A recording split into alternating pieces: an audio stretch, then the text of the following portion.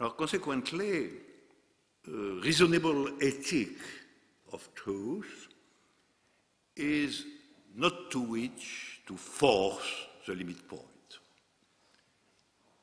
To accept, for example, that mathematical truth is never complete.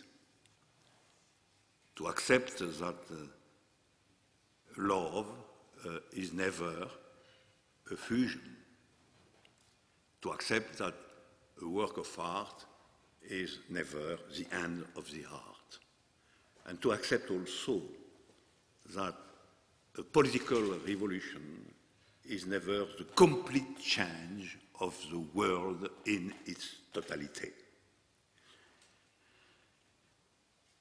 This reasonable ethic is difficult to hold. We have the passion of forcing, generally. Lovers have passion of forcing. Political militants are passion of forcing. And scientists too have passion of forcing. There is always a desire for the omnipotence of the truth.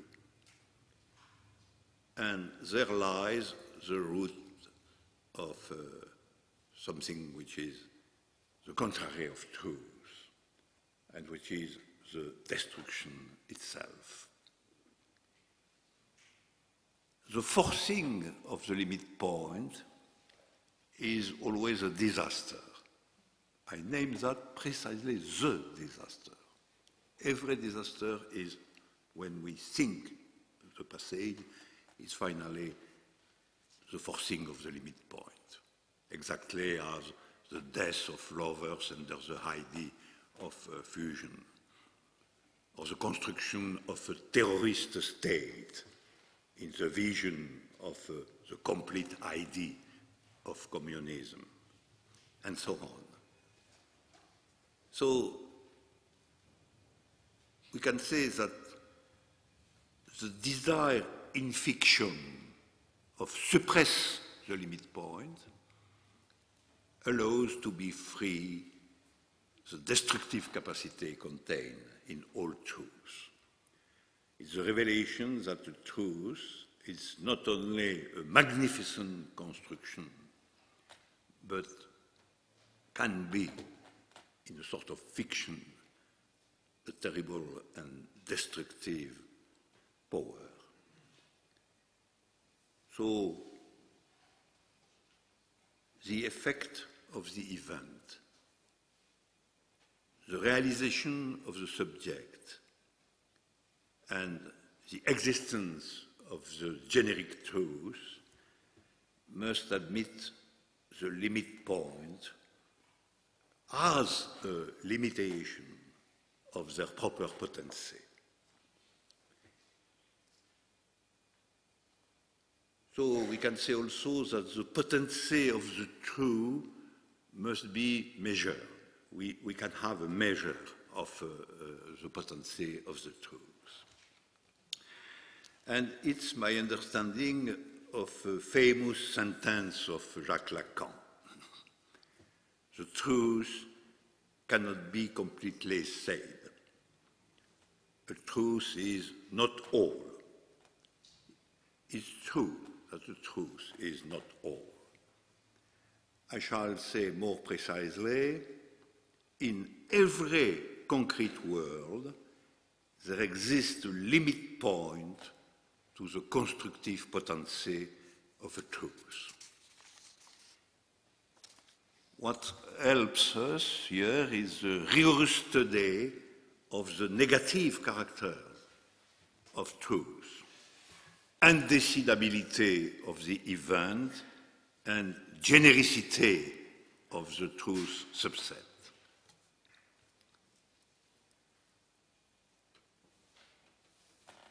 The undecidability of an event is also very often a limitation to anticipate too precisely the signification of the event.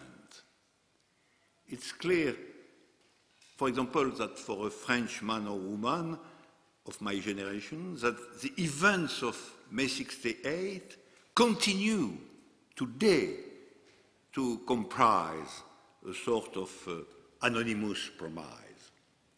We cannot be in the closure of a truth. We must be always in the opening of the truth and in the respect of its limit point. We can say that even, for example, the French Revolution or the Bolshevik Revolution of 1917 remain partly undecided, remain partly not completely closed in their signification and as to what they prescribe for philosophy.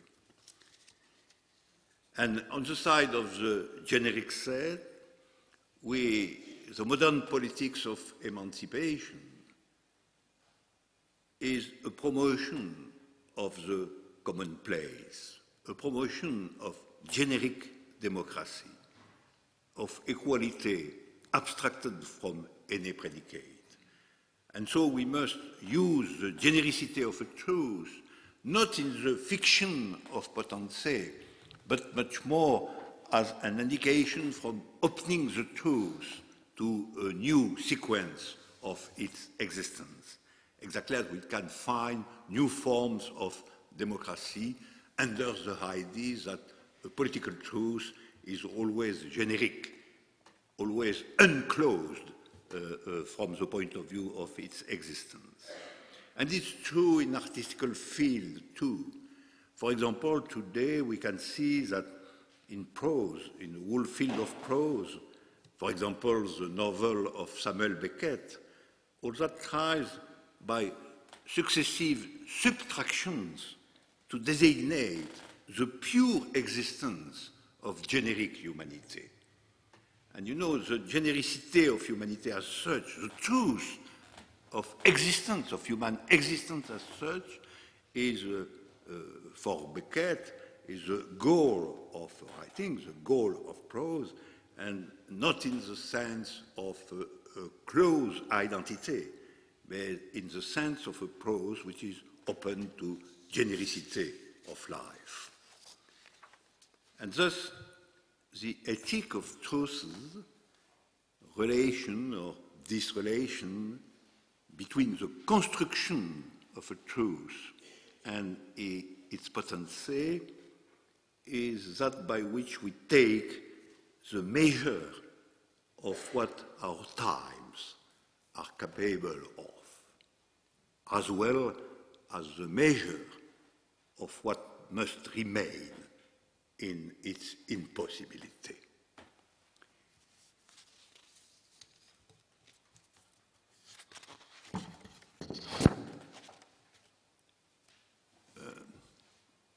Politics, in the light of the existence of a limit point, cannot force a complete change of collective world.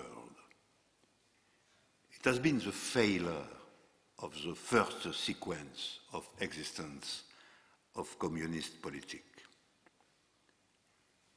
Certainly we can define a political event as a revolt of people against the formalization of their life by the power, economic power and state power.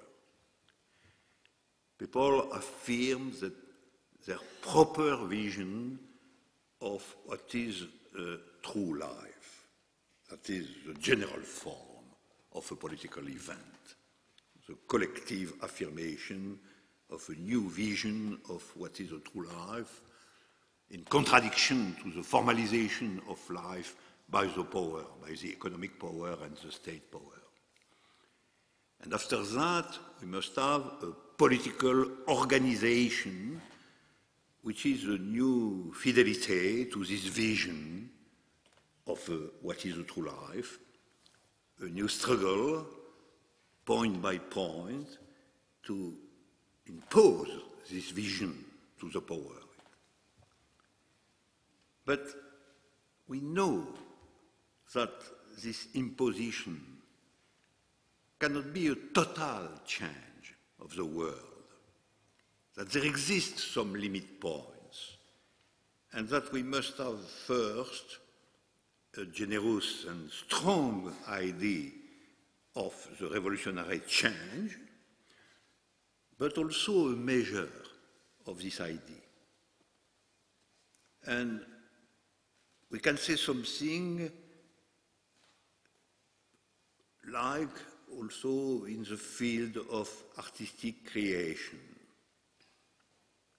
We must create new forms, and artistic creation sometimes is also revolt under the formalization of the field of forms from the artistic vision of creative arts.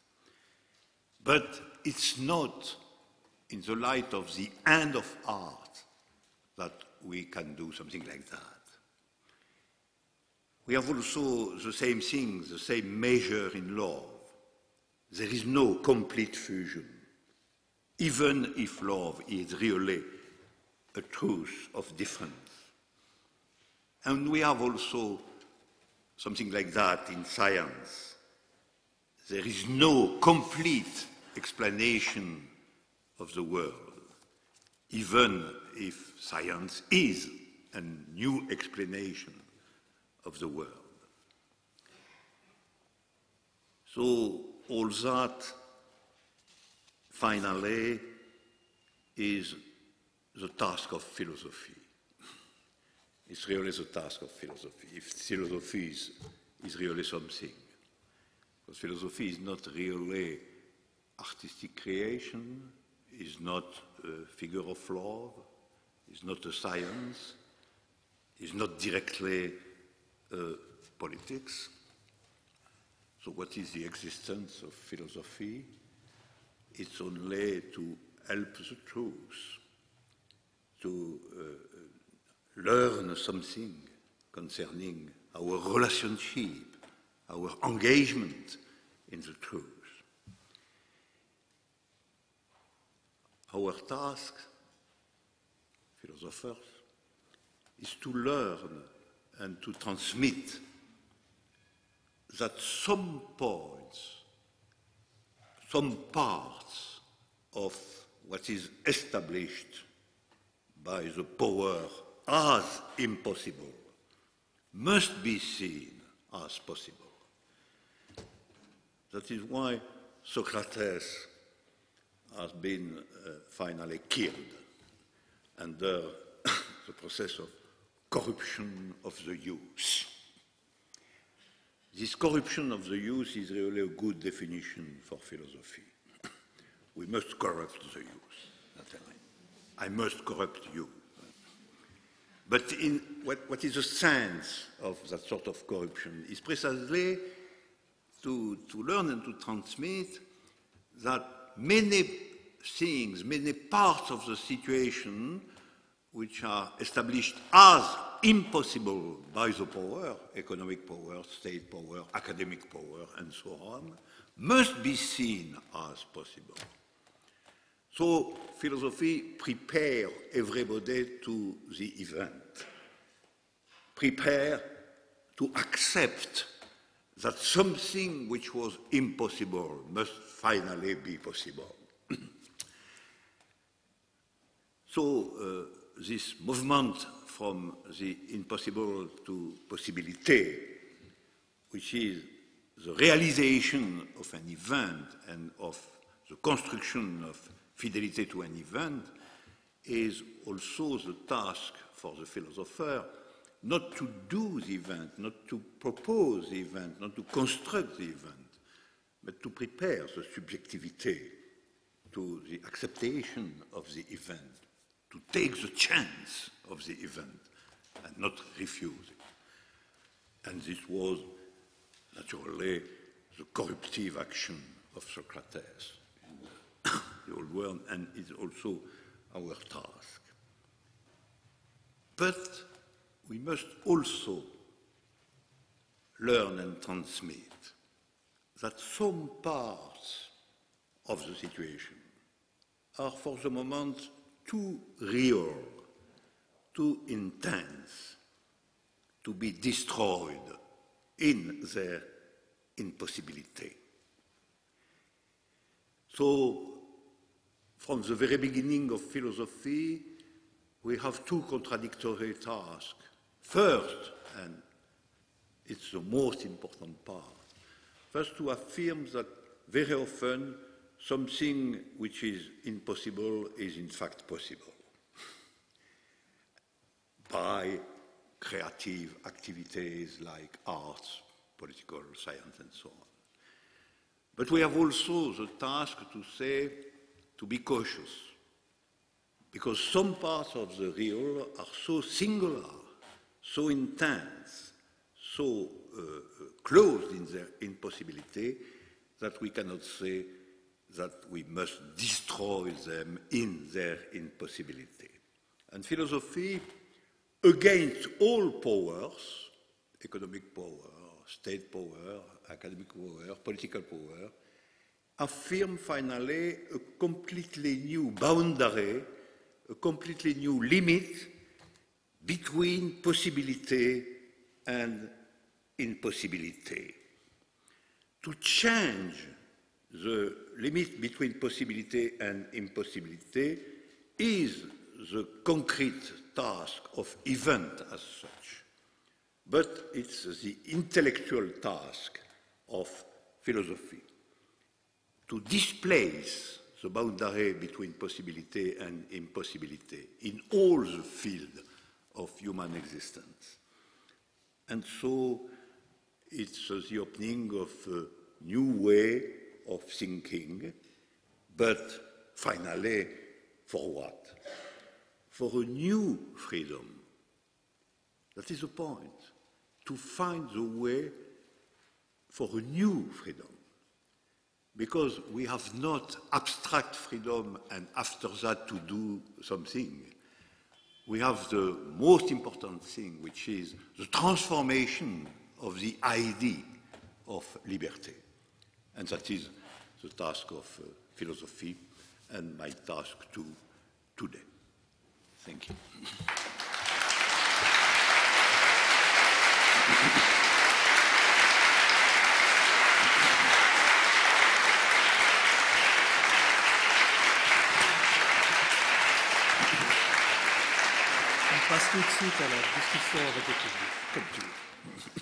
First of all, thank you very much, Alain Badiou, for a very rich and wonderful lecture. We have to finish at about 10 to 8, so I would like to continue right away with the discussion with the audience. So the floor and indeed the balcony is open, and I would like to propose to collect 3-4 questions first and then see how it develops. There's one over there, one over there. Where? Let's start with those. Thijs has a microphone, so...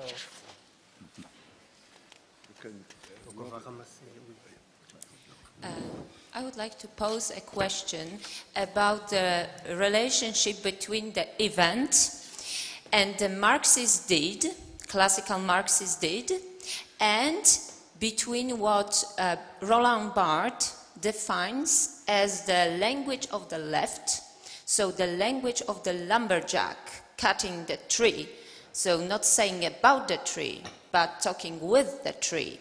So in your view, is there a parallel between an event and the language of the lumberjack and the Marxist deed? So has the event the status of the deed, or the deed has the status of the event? Thank you. Oui, est-ce qu'il y a un parallèle entre l'événement et l'acte au sens marxiste? L'acte, oui. Yes. I wonder what you need the notion of truth for, because most of the things which you attribute to the event are, in a way, quite trivially true. I mean, we know that love can seize us and requires some sort of active faith which we can't entirely oversee. We know that scientific findings can completely revolutionize our worldview and we can't oversee what's going on. we know that stuff happens, and we can't oversee the consequences, but okay, maybe we just have to take a stand and say, hier is tegen, ich kann nicht anders. So, I mean, that's perfectly fine with me, but what does it help to call that truth and to invoke the whole Gödelian metaphor? Why not simply call it wow? Traduire l'amour, l'essence, etc. en termes de vérité. Oui. Explicitement.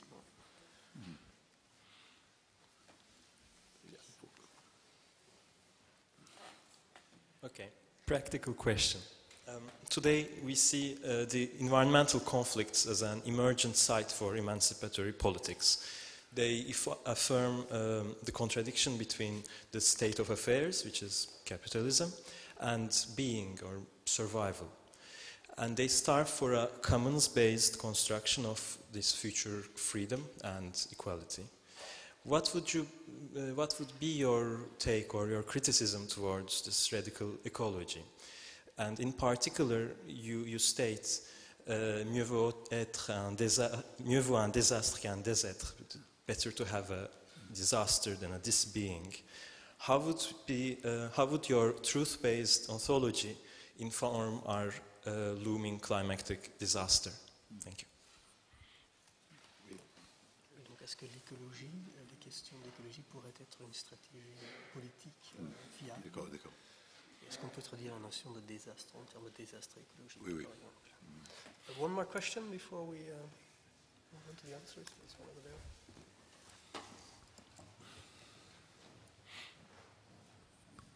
Yes, I have a quite bold and short question. Since we live in a city where Spinoza has been working, I was wondering if he would also be one of the philosophers to be killed. You suggested Aristotle to be one of the philosophers in the beginning of your talk that should be killed because of his concept of truth. I understand it as a Freudian kind of killing. Would that also be the case with Spinoza being here in Amsterdam now? Spinoza, in his ethics of truth being of a unitary concept, would there still be a potential for this philosophy, take his ethics, book Ethics, in your concept of truth, your concepts of truth? Donc, est-ce qu'il y aurait une place pour la conception spinoziste de la vérité dans votre pensée?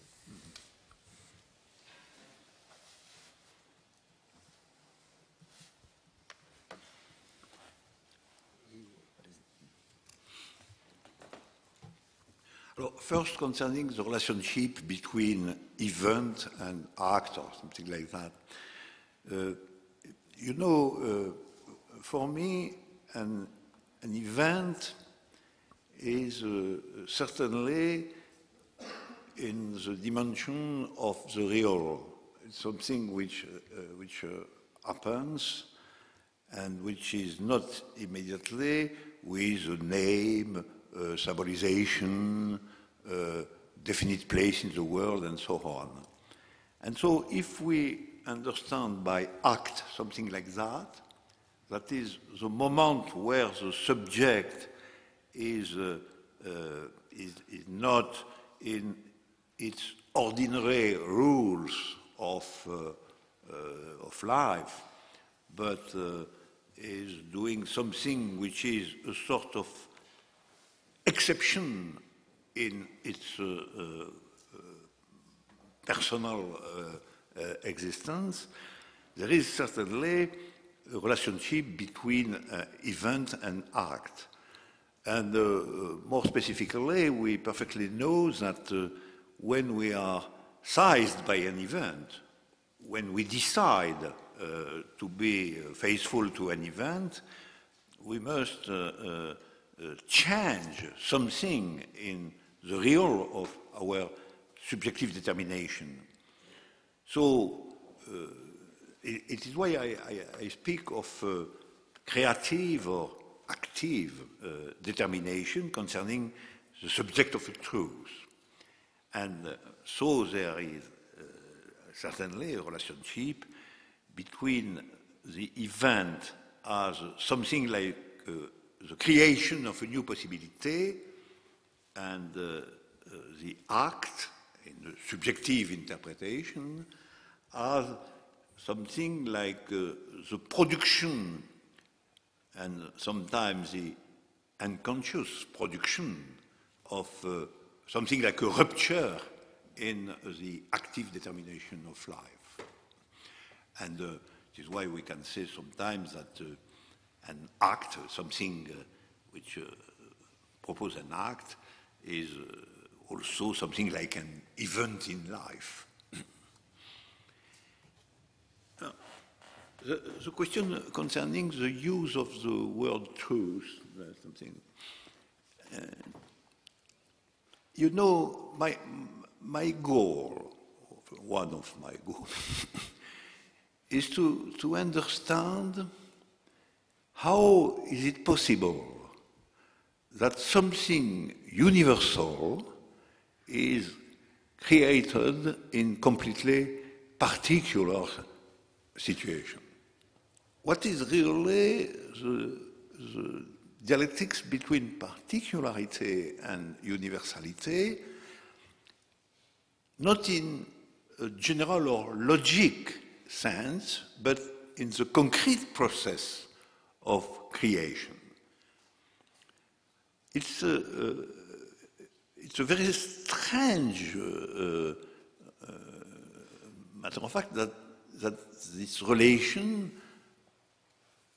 and Marx himself, in the Marxist vision, there is something like a difficult question concerning, for example, the question by Marx when Marx said, but why we are sensible to Greek tragedy? Because the Greek world is absolutely different, and finally we have electricity, we have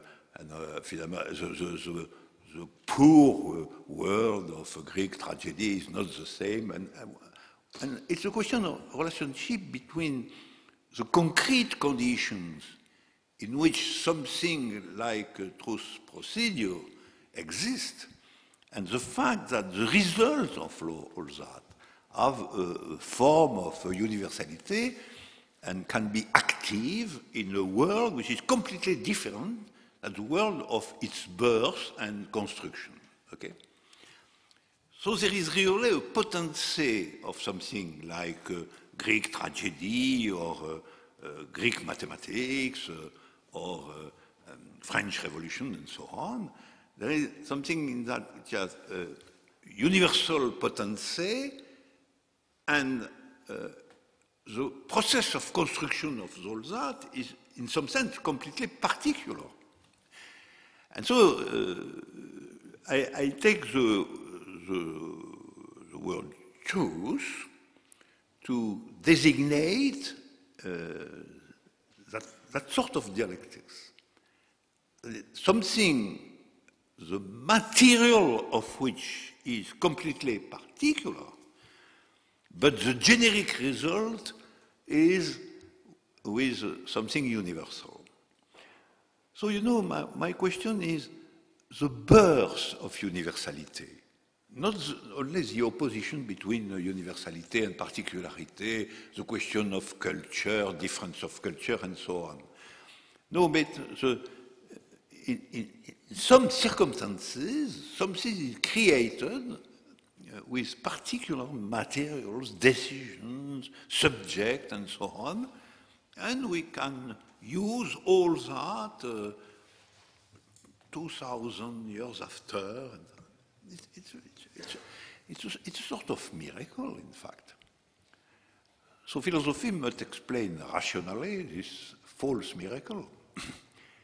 And it's why I choose the philosophical name of truth to designate precisely all in human activity, from the picture on the walls of the cavern of the growth and to Picasso and so on, and to modern science, all what has been created in particular circumstances, but can be absolutely active in completely different worlds and circumstances.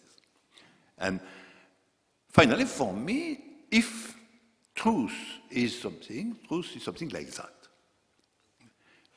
And it's possible to use another name. But truth has been, during a long time, the most important word of philosophy, and finally, I keep this word. Alors, the question of disaster, of disaster in ecological sense. I think that naturally the question of the becoming of nature, the question of the